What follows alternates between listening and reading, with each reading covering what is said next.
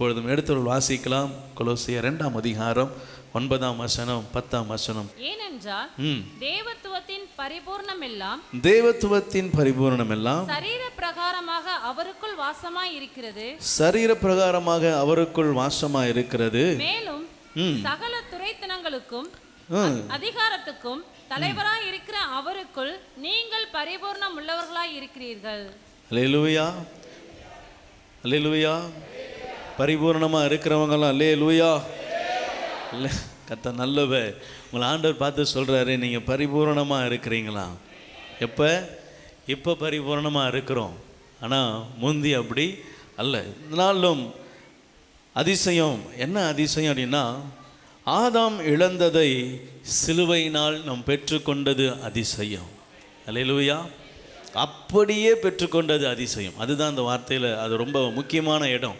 அப்படியே எப்படி இழந்தாரோ, எந்த மகிமையோடு அது இழக்கப்பட்டதோ, அதே மகிமை நமக்கு மீண்டுமா என்ன செய்தது? சிலுவையினால் கிடைத்தது. அல்லேலூயா. ஆமாம். ஒரு ரூமில் நீங்கள் ஒரு பொருளை வச்சுட்டிங்கன்னா ஒரு 5 வருஷம் கழித்து பார்த்தீங்கன்னா அது அப்படியே புதுசு மாதிரியே இருக்குமா? இருக்காது. பழசாக என்ன செஞ்சிடும்? மாறிடும், தூசி அடைஞ்சிடும், உபயோகம் இல்லாமல் போயிடும், ஒர்க் ஆகாமல் போகும், இல்லை அது சரி செய்ய வேண்டிய இடத்துக்கு போகும். ஆனால் ஆண்டவர் சொல்கிறாரு, அவருடைய ஆசீர்வாதங்கள் அன்று அவருடைய மகிமை ஆதாம் இழக்கும் பொழுது எப்படி இருந்ததோ அதே போல மீண்டுமாய் அதை புதிதாக்கி சிலுவையினார்களுக்கும் எனக்கு அவர் கரங்களை கொடுத்திருக்கிறார். அதனால தான் இந்த வசனத்தை போடப்பட்டிருக்கு. இன்று நாம் அவருக்குள் என்ன செய்கிறோம்? சம்பூரணமாக இருக்கிறோம். அல்லேலூயா. 9ஆம் வசனத்தில் வேதம் இப்படியாய் சொல்லுகிறது, தேவத்துவத்தின் பரிபூரணம் எல்லாம் சரீர பிரகாரமாக அவருக்குள் என்ன செய்கிறதா? ஆமாம், வாசமாக இருக்கிறது. மேலும் துரைத்தனங்களும் அதிகாரங்களும் தலைவராக இருக்கிற அவர்களுக்குள் யார் பரிபூரணமாக இருக்கிறா? நாங்கள். அல்லேலூயா. ஆமாம், எல்லாத்தையும் அவர் என்ன செஞ்சிட்டார்? அங்கே பிசாசனிடத்தில் இழந்த அனைத்தையும் அவர் மீண்டும் பிடுங்கிட்டார். அவனிடத்திலிருந்து அவனை சிலுவையில் ஆடி அடைத்து அதை உருவிட்டார். இன்று நாம் கிறிஸ்துவின் சிலுவைக்குள்ளே பரிபூர்ணமாக இருக்கிறோம். இது மிகப்பெரிய அதிசயம். அல்லேலூயா, அல்லேலூயா. உங்கள் கையில் இருக்கிற வேதம் தான் அதுக்கு சாட்சி. எப்படி பாஸ்டர் நம்புறது அப்படின்னு கேட்டிங்கன்னா, உங்கள் பைபிள் தான் சாட்சி. இந்த வேதத்தில் ஆண்டவர் சொல்லிட்டாரு, நீங்கள் வெறுமையானவர்கள் அல்ல, நீங்கள் சம்பூர்ணமானவர்கள். அதுவும் எப்படி சம்பூர்ணமானவர்களாம்? அவருக்குள் எல்லாம் பரிபூர்ணமாக இருக்கிறது. அவர் சிலுவையில் எனக்காக ஆணி அடிக்கப்பட்டு வெற்றி சிறந்து அந்த சம்பூர்ணம் அது இப்பொழுது எனக்குள்ளே வாசமாக இருக்கிறது. அல்லேலூயா. யோவானில் வாசிக்கிறோம், அந்த வார்த்தை மாம்சமாகி கிருபையும் சத்தியம் நிறைந்தவராய் நமக்குள்ளே வாசமாக இருக்கிறார். அப்போ அவர் உங்களுக்குள்ளே வாசமாக இருக்கிறாருன்னா இந்த வசனத்தின்படி சகல சம்பூரணமும் உங்களுக்குள்ளே வாசமாய் இருக்க வேண்டும். அல்லேலூயா. நாம் சம்பூரணர் என்று கர்த்தர் அப்போவே என்ன செஞ்சிட்டாரு? எழுதி வச்சிட்டார். அல்லேலூயா. இன்று இந்த வேதத்தை வைத்திருக்கிற நீங்களும் நானும் சம்பூரணர் என்று எப்போ எழுதிட்டாரு? ஆமாம், நீங்கள் நானும் பிறக்கிறதுக்கு முன்னாடியே எழுதிட்டார். அல்லேலூயா, அல்லேலூயா. கர்த்தர் உங்களை குறித்து அப்போவே திட்டம் வைத்திருக்கிறார். நம்ம தான் என்ன செஞ்சுருக்கிறோன்னா குறையா இருக்குன்னு நினச்சிட்டே இருக்கோம். இல்லை, ஆண்டவர் சொல்கிறாரு, எனக்குள்ள இருக்கிற சகல சம்பூரணமும் உங்களுக்குள்ளேயும் என்ன செய்கிறது? இருக்கிறது. அல்லேலூயா. ஆமாம். இப்போது நம்ம அந்த அதிசயமாய் அவர் பெற்றுக் கொடுத்ததை நம்ம ஒரு சில வாசனங்களை கொண்டு தியானிக்க போகிறோம். எபேசியர் 2ஆம் அதிகாரம் 16ஆம் வசனம். பகையை சிலுவையினாலே கொன்று அதனாலே இரு திறத்தாரையும் ஒரே சரீரமாக தேவனுக்கு ஒப்புரவாக்கினார். அல்லேலூயா. இங்கே முதல்ல பகை என்ன செய்கிறார்? அவர் அழிக்கிறார். எதற்காக அப்படின்னா, ஆதாமுக்கும் ஆண்டவருக்கும் முதல்ல பகை தான் என்ன செஞ்சிருச்சு? உருவாயிருச்சு. நான் சொன்னதை நீ கேட்கல, நான் என் வார்த்தைக்கு நீ கீழ்ப்படியலை, ஆகவே நீ என்னுடைய இடத்துல என்ன செய்யக்கூடாது? இருக்கக்கூடாது, வெளியே போன்னு அங்கே ஒரு பகை என்ன செய்தது? உருவாயிடுச்சு. அல்லேலூயா. ஆமாம், அது அங்கே தான் பகை உருவாகுதுன்னு பார்த்தா அதுக்கப்புறம் அவனுக்கு பிறக்கிற பிள்ளைகளுடைய வாழ்க்கையில் என்ன செய்யுது? அது தொடர்கிறதா இருக்கிறது. ஆக அப்படி தொடர்ந்து தொன்று தொட்டு ஒவ்வொரு வம்ச வழியாக என்ன செய்யுது? பகை வந்துக்கிட்டே இருக்குது. எத்தனையோ பிள்ளைகள் பிறக்கிறாங்க. ஆனால் ஒவ்வொன்றும் ஒவ்வொரு ஜாதியாய், ஒவ்வொரு கோத்திரமாய், ஒவ்வொரு தேசமாய் என்ன செய்கிறது? பிளவுண்டு போகிறது. ஒருவருக்கு ஐக்கியம் இல்லை. எப்பயாவது ஒரு வாட்டி யாராவது பார்த்தாங்கன்னா பகையினால் என்ன செய்கிறாங்க? கொன்று போடுறாங்க. ஆண்டவர் காயினுக்கு என்ன செய்கிறாரு? முத்திரை போடுறாரு. இவனை பார்க்கிறவங்க என்ன செய்யக்கூடாது? கொல்லக்கூடாது. ஏன் கொல்லக்கூடாது? அப்போ பார்க்குறவங்களாம் கொண்டிருக்காங்க, அப்படி தானே அர்த்தம்.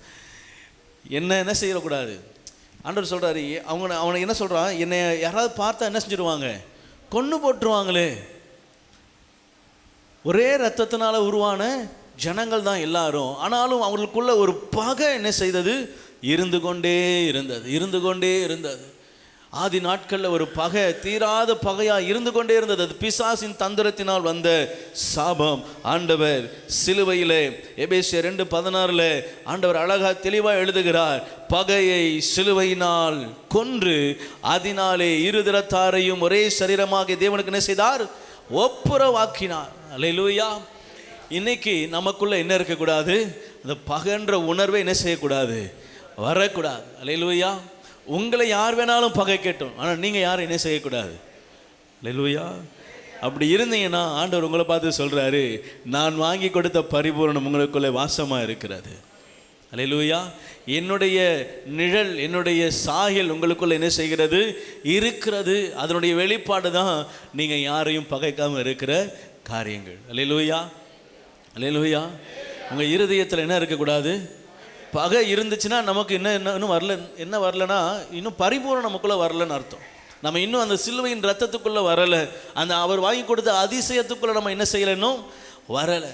அல்லேலூயா. பகையை அவர் என்ன செய்கிறார்? ஆதி நாட்களிலே ஆதாம் காலத்தில், ஆண்டவருக்கும் ஆதாமுக்கும் ஏற்பட்ட காலத்தில் இருந்து அடுத்தடுத்து வந்துகிற எல்லா பகையையும் ஆண்டவராக இயேசு கிறிஸ்து சிலுவையிலே கொன்று இருதிறத்தாரையும் ஒரே சரீரமாக என்ன செய்கிறார்? இணைத்தார். இன்று நம்முடைய வாழ்க்கையில் பகை என்ன செய்யக்கூடாது? இருக்க. அல்லேலூயா. ஆமாம். எந்த பகை என்ன செய்யக்கூடாது? ஃப்ரெண்ட்ஸுங்க கூட பகை இருக்கக்கூடாது. ஏய் அவகிட்ட பேசாதடி, அவகிட்ட பேசாதடா அப்படின்னு என்ன செஞ்சிருவாங்க? ஒரே வார்த்தை சார், நீ என்கிட்ட எனக்கு என் ஃப்ரெண்ட்ஷிப் உனக்கு வேணுமா வேணாமா? நான் உனக்கு வேணுமா வேணாமா? என் கூட நட்பு வேணும் அப்படின்னா என்ன செய்யணும்? நீ அவன் கூட பேசக்கூடாது, அவன் மூஞ்சிலேயே முழிக்கூடாது. அல்லேலூயா.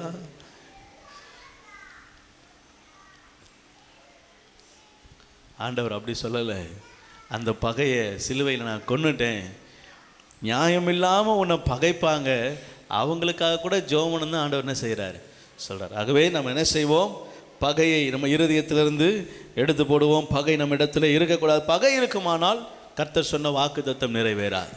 அல்லேலூயா.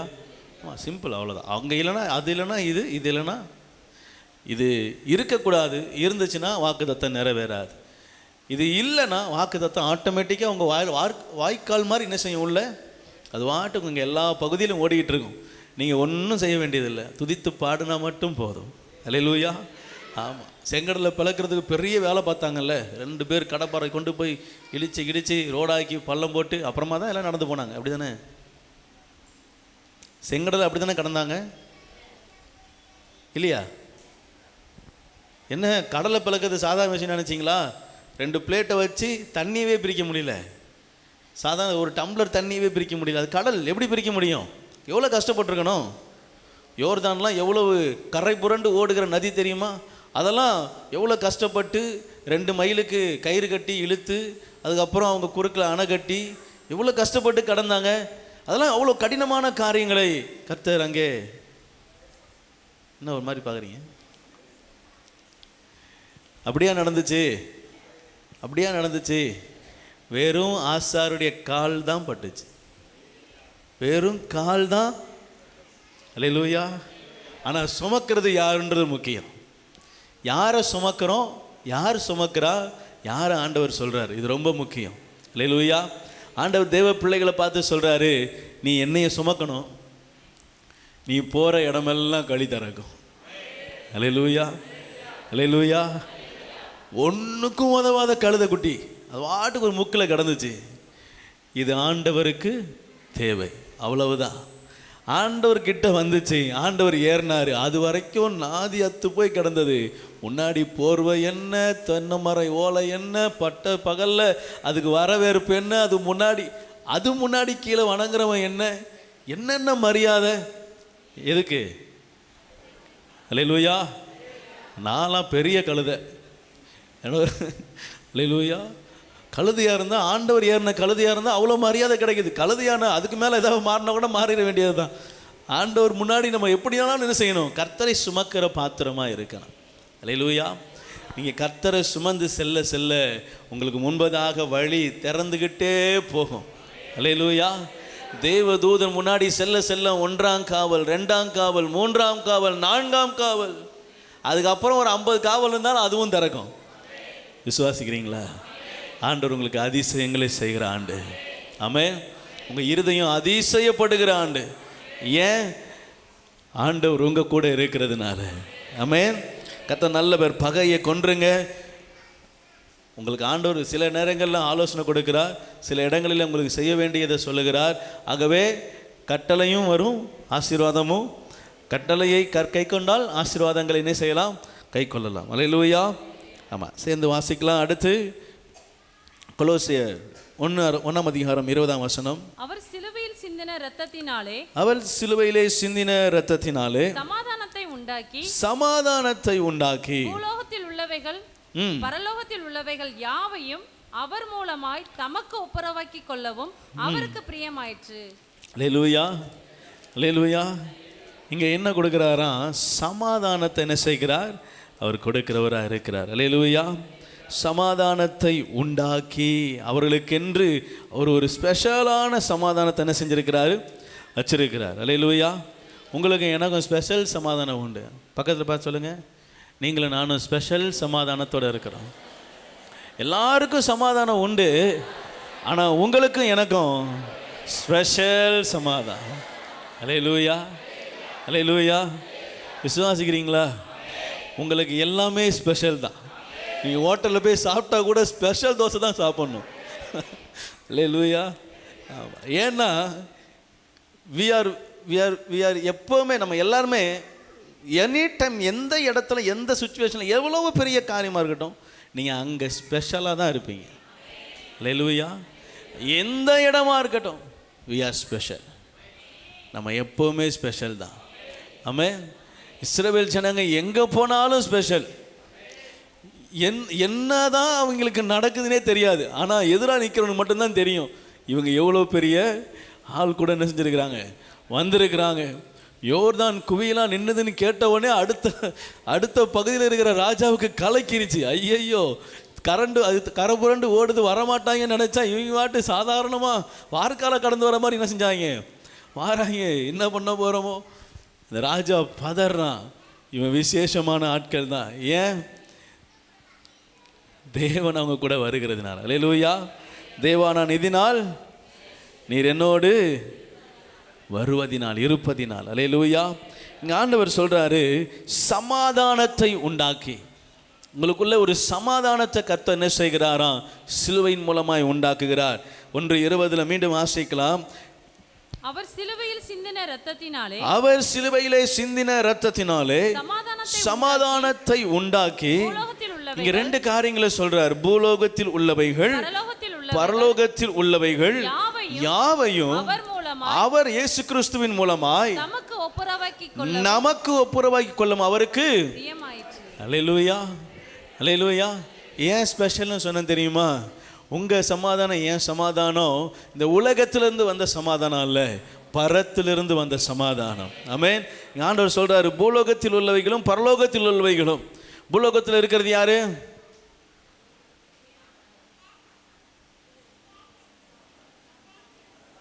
பூலோகத்தில் இருக்கிறது யாரு?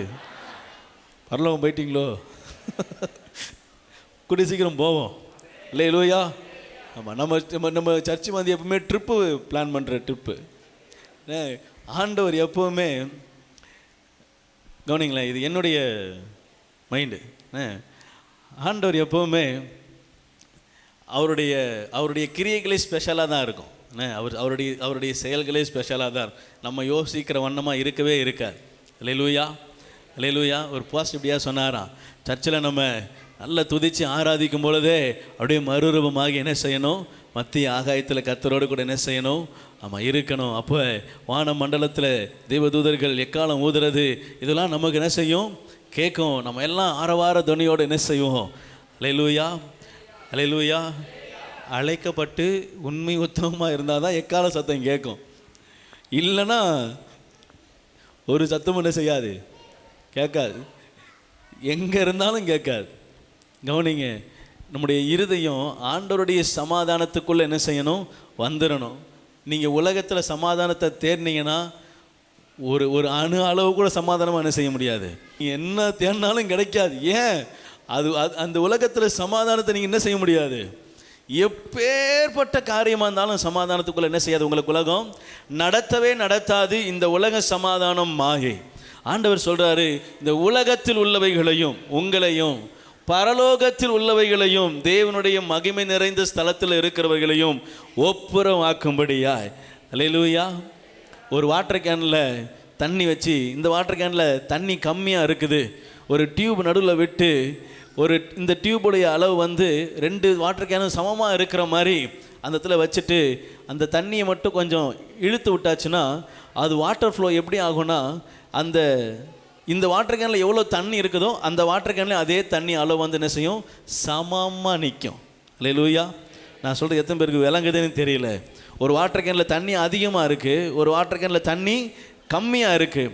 ஒரே ஒரு டியூபை ஜாயின் பண்ணி விட்டு இதிலேருந்து வர தண்ணியை அப்படி இழுத்து விடணும். கொஞ்சம் உறிஞ்சி விட்டோம்னா இந்த தண்ணி என்ன செஞ்சிடும், ரெண்டுத்துக்கும் சமமாக டியூப் உள்ள தண்ணிக்குள்ளே இருக்கும் பொழுது 2 வாட்டர் கேனை சமமாயிரும். அல்லேலூயா. இப்போ அதே மாதிரி தான் பரலோகன்ற வாட்டர் கேனில் தண்ணி சமாதானம் அதிகமாக இருக்குது. நம்ம வாழ்க்கையில் சமாதானம், ஆமாம், காக்கா கல்லை போட்டு தண்ணி குடிக்கிற மாதிரி தான் என்ன செய்யுது, இருக்குது. ஆனாலும் நம்ம என்ன செய்கிறோம் தெரியுமா, ஆண்டவரோடு கூட நம்ம இணையும் பொழுது, கிறிஸ்து என்கிற சிலுவை பாலமாய் விழும் பொழுது இங்கே இருக்கிற சமாதானம் உங்களுக்குள்ளே இருக்கிற நல்ல நம்பிக்கை விசுவாசம் எல்லாம் கர்த்தருக்குள்ளே என்ன செய்யுது, அது பரிமாறப்படும் பொழுது தேவலோகத்துக்கும் உங்களுக்கும் ஒரு கனெக்ஷன் என்ன செய்யுது உண்டாகுது. பரலோகத்துக்கு உங்களுக்கு ஒரு கனெக்ஷன் என்ன செய்யுது உண்டாகுது. ஆதி நாட்களில் ஆதாமுக்கும் ஆண்டவருக்கும் ஒரு நல்ல பழக்கம் வழக்கம் என்ன செஞ்சது இருந்தது. அவங்க நண்பர்களைப் போல உறவாடினாங்களாம். அல்லேலூயா. ஒரு தகப்பன் பிள்ளையை போல அவர்கள் உறவாடினார்களாம். ஆண்டவர் சொல்கிறாரு, உங்களுக்கு எனக்கும் அதே அதே அதே ஆசீர்வாதத்தை கொடுக்க வல்லவராக இருக்கிறார்.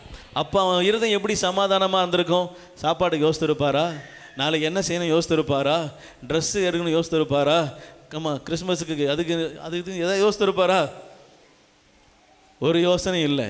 இந்த பழம் தின்னாமல் விட்டால் கெட்டு போயிருமே, இது இன்னைக்கு தின்னு தீர்த்தரணும், அந்த பழம் தின்னாமல் விட்டால் கெட்டு போயிருமே, இதை இன்னைக்கு தின்னு எப்படியாவது எல்லாத்தையும் காலி பண்ணணும். சாப்பிட்டு காலி பண்ணுறது தான் அவருடைய பெரிய கஷ்டமே. அல்லேலூயா அல்லேலூயா. சமாதானம் அவன் இருதயத்தில் பரிபூரணமாக இருந்தது. ஏன்னா தேவனோடு கூட ஐக்கியம் இருந்தபடினாலே. சமாதானத்தின் தேவன் தாமே உங்கள் இருதயத்தில் அப்படிப்பட்ட சமாதானத்தை கொடுப்பாராக. அல்லேலூயா. ஆண்டவர் சொல்கிறாரு, இரு திறத்தாரையும் அவர் ஒரு மனமாக்கி ஒரு ஒப்புரவாக்கி 2 பேருக்கும் 2 இடத்துலையும் சமாதானத்தை என்ன செய்தால் அவர் கொடுக்கிறவராக இருக்கிறார். அல்லேலூயா. அடுத்து கடைசியாக ஒன்று வாசனை முடிக்க போகிறோம். 1 பேதுரு 2ஆம் அதிகாரம் 24ஆம் வசனம். நாம் பாவங்களுக்கு செத்து நீதிக்கு பிழைக்கும்படிக்கு அவர்தாமே நமது சரீரத்திலே நம்முடைய பாவங்களை சிலுவையின் மேல் சுமந்தார். அவர் தழும்புகளால் குணமானீர்கள். அல்லேலூயா. கடைசியா ஆண்டவர் நம்ம அவருடைய சிலுவையிலே வாங்கி கொடுத்த அதிசய கிரியைகளில் ஒன்று அவருடைய தழும்பினால் சுகம். அல்லேலூயா. ஆமாம், முதலாவது பார்த்தோம், சிலுவையினாலே பகையை கொன்றார், சிலுவையினாலே சமாதானத்தை ஆதி நாட்களில் எதெல்லாம் பிடுங்கப்பட்டதோ அதெல்லாம் கொடுத்துக்கிட்டே வரார். முதல்ல பகையை அந்த நாட்களில் எழும்ப பண்ணினான் பிசாசு, அதை சிலுவையிலே கொன்றார். மீண்டுமாய் சமாதானத்தை ஆண்டவர் நம்முடைய வாழ்க்கையிலே அனுமதித்தார். 3ஆவதாய் ஆண்டவர் சொல்கிறாரு, உங்களை பலவீனமாக மாற்றிட்டான் பிசாஸ். அல்லேலூயா. பழைய நாட்களில் ஆதி நாட்களில் ஆதாம் எப்போ ஏதேன் திட்டத்தை விட்டு வெளியே வந்தானோ அப்போவே பலவீனமாக மாறிட்டான். அவன் நெற்றி வேர்வையினால் ஆகாரம் புசிக்கணும், அநேக காரியங்களை செய்யணும். அவன் உடம்பில் சோர்வு, அவனுக்கு வாழ்க்கையில் பலவீனம், சுகவீனம், அநேக நேரங்களில் வயதாகி அவன் வகுப்பில் ரொம்ப கஷ்டப்படுற சூழ்நிலை, இதெல்லாம் அந்த ஆதி நாட்களில் இல்லவே இல்லை. ஏதேன் தோட்டத்துக்குள்ள அப்படி ஒரு கிரியையே, அப்படி ஒரு செட்டப்பே இல்லை, முதிர்ச்சின்ற ஒன்றே இல்லை. ரொம்ப நாள் அவன் தேவர்களைப் போல வாழும்படியே தான் உருவாக்கப்பட்டாங்க. ஆனால் இந்த நாட்களில் அந்த பலவீனத்தை என்ன செய்கிறான் பிசாசு? அந்த நாட்களில் அவனுக்கு ஏமாற்றி கொடுத்ததுனாலே அன்னைக்கு உருவான அந்த பலவீனம் அப்படியே எல்லாம் மண்ணுக்குத்தலும் செய்து வருது. அல்லேலூயா. இந்த பெருசாக ஒன்று மேலே ஒரு கோடு போட்டிங்கன்னா, முக்கோணத்தை திருப்பி போட்டிங்கன்னா எப்படி இருக்கும்? மேலே போட்டு இப்படி ஷார்ப்பாக வச்சிங்கன்னா இப்படி குறுகிட்டே வரும். பார்த்தீங்களா? மாவு அரைக்க போயிருக்கீங்களா? மாவு மிஷின் பார்த்துருக்கீங்களா? மாவு மிஷின். ஆமென். அல்லேலூயா. மாவு மிஷின் எப்படி இருக்கும்? உருளையாக இருக்கும், பெரிய வாய் இருக்கும், அடியில் குட்டி வாய் இருக்கும், குச்சி வச்சு குத்தப்படும், அது அரைக்கப்படும். அல்லேலூயா. எங்கே பாஸ்டர், நாங்களாம் வீட்லேயே வச்சு மாவு மிஷின்லாம் பார்த்து ரொம்ப நாள் வச்சுருக்கீங்களா? நான்லாம் சின்ன வயசில் ரேஷன் கடையில் கோதுமை வாங்கிட்டு அரைக்க ஓடுவேன். 2 ரூபா கொடுத்தா அரைச்சி கொடுப்பாங்க, போய் அரைச்சி வாங்கிட்டு வருவோம். அந்த மாதிரி இந்த கூம்பா இருக்குது பார்த்தீங்களா? அது மாதிரி ஆதாமுடைய ஆயுசு நாட்கள் எவ்வளவு? 930. ஆதாம் எத்தனை வருஷம் வாழ்ந்தாப்புல? அம்மா 900 இல்லை லூயா, 100 தாண்டினாலே இங்கெல்லாம் குடுகுடுப்பு கையில் கொடுத்தா குடுகுடு அடிக்கலாம். 100 தாண்ட முடியல. எத்தனை வருஷம்? 930. அங்கேருந்து அப்படியே அந்த குறுகி பலத்தின் மிகுதியினால் 80. பலத்தின் மிகுதியினால் 80. அல்லேலூயா. ஆமாம், காரணம் நாம் தான். புகையை விட்டு ஓசோனில் ஓட்டையை போட்டாச்சு. கத்த நல்லவர். இப்போது உன்னுடைய வாழ்க்கையுடைய ரொம்ப காலங்கள் சொருகிறது. பலத்தின் மிகுதினால் 80, மேக்சிமமே 80 தான் என்ன செய்கிறாரு ஆண்டவர் வரையறுத்து வச்சிருக்கிறார். ஆனால் ஆண்டவர் சொல்கிறாரு, என் தழும்பலால் நீங்கள் என்ன செய்யலாம்? குணமாகலாம். அல்லேலூயா. கழுகுக்கு சமமான வாழ வயது உனக்கு என்ன செய்வேன்? திரும்ப தருவேன்னு சொல்கிறார்ல, அதுதான் அடுத்த பிறவி, அடுத்த பரிணாமம். அல்லேலூயா. இது வழியாக போய் அப்படியே அடுத்த பெரிய உலகத்துக்குள்ளே போகிறது. ஆமென். 1000 வருட அரசாட்சி வருகிறது. அதில் நீங்களும் நானும் தான் அரசால போகிறோம். அல்லேலூயா. ஆமாம், உங்கள் கையில் என் கையில் தான் அந்த அரசாட்சி இருக்க போகுது. நம்ம தான் என்ன செய்ய போகிறோம்?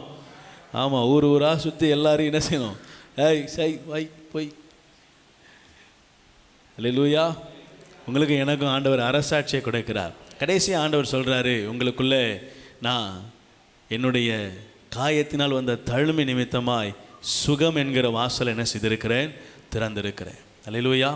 அவர் தழும்புகளால் சுகம் ஆனீர்கள். ஆமென். ஆய்கொண்டு இருக்கிறீர்கள் இல்லை, ஆக போகிறீர்கள் அப்படிலாம் இல்லை, ஆனீர்கள். ஏற்கனவே ஆண்டவர் சுகத்தை கொடுத்துட்டார். அல்லேலூயா. ஆமாம், உங்களுக்கு நேராக உங்கள் வீட்டு வாசல் வரைக்கும் டேப் போட்டார். டேப்பை திறக்க வேண்டியது மட்டும்தான் நம்ம வேலை. அல்லேலூயா. சத்தத்தை கேட்டு ஒருவன் கதவை திறந்தால் நான் உட்பிரவேசிப்பேன். திறக்கலைன்னா டேப் பாட்டுக்கு வெளியே நிற்கும், நம்ம மாட்டுக்குள்ளே இருக்கலாம்.